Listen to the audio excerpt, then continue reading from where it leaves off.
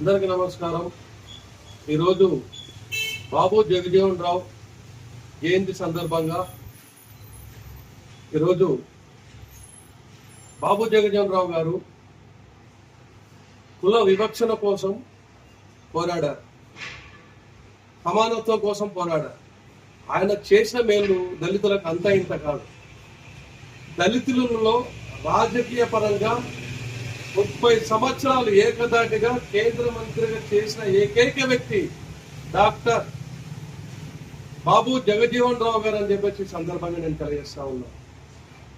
ఆనాటి రోజులలో బాబు జగజీవన్ రావు గారు మళ్ళా కూడా కుల వివక్షణ చూపిస్తూ ఎస్సీలకు ఒక కుండ, నీళ్లకుండ, మరి అగ్రవర్ణాలకు ఒక కుండ పెట్టినప్పుడు ఆ కుండలను అక్కడి నుండి తీపించి ఒకే కుండ నినాదం తీసుకొని వచ్చి అందరూ ఒకే కుండలో నీళ్లు తాగాలని చెప్పేసి అందరూ సమానత్వంతో బడిలో కానీ గుడిలో కానీ ఎక్కడైనా రాజకీయంగా కానీ ఏ విద్యార్థి అయినా కూడా అవమానాలకు గురి కాకూడదని ఆయన ఆ నినాదాన్ని తీసుకుని వచ్చి సమానత్వం కోసం పోరాడి దళితుల కోసం ఎంత కష్టపడి ఆయన క్యాబినెట్ లో కూడా దళితుల కోసం ప్రతి క్షణము ప్రతి నిమిషం కూడా లేవనెత్తేవాడు.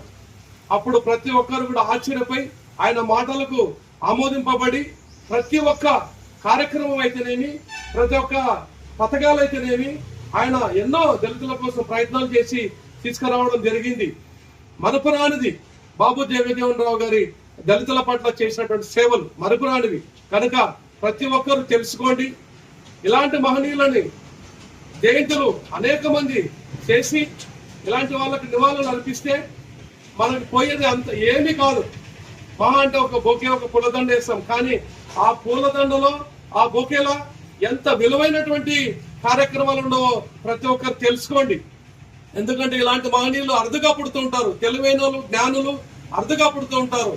కనుక ఇవన్నీ తెలుసుకొని జ్ఞానులని మరి తెలివైన వారిని సంస్కరించుకోవడంలో, వాళ్ళని సత్కరించడంలో మనం ముందంజలో ఉండి దళితులందరూ ఐకమత్యమై ఈ రోజు బాబు జగజీవన్ రావు గారి జయంతులు ప్రతి ఒక్కరు గ్రామాలున్న వార్డుల టౌన్ లో జిల్లాలో ప్రతి ఒక్కరు కూడా రాజకీయ నాయకులు ప్రతి ఒక్కరు కూడా జరుపుకోవాలని చెప్పి సందర్భంగా తెలియజేస్తూ మీ వెలుగు ఎంఆర్పీఎస్ అండ్ ఉమెన్ ప్రొడక్షన్ వ్యవస్థాపకుడు ఆర్ రామకృష్ణ మాదిగా.